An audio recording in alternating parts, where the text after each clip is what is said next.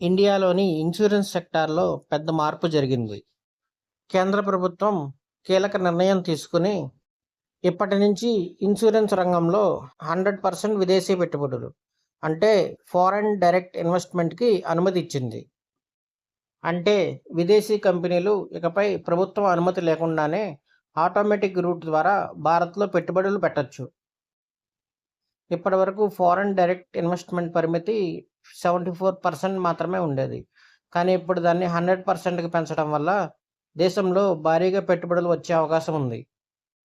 అయితే ఇక్కడ ఒక ముఖ్యమైన విషయం ఏంటంటే ఎల్ఐసి అంటే లైఫ్ ఇన్సూరెన్స్ కార్పొరేషన్ విషయంలో మాత్రం ఫారెన్ డైరెక్ట్ ఇన్వెస్ట్మెంట్ పరిమితిని కేవలం 20%గానే ఉంచారు.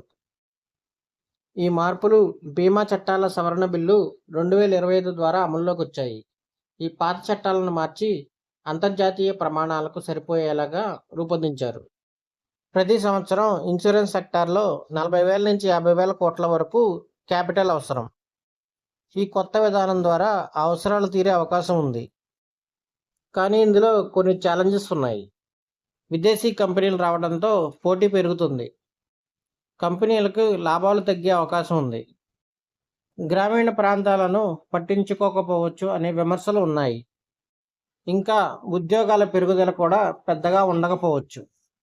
మొత్తానికి ఈ నిర్ణయం బీమా రంగానికి పెద్ద మార్పు తీసుకురానుంది. దీని ప్రభావం ఎలా ఉంటుందో కాలమే చెప్పాలి.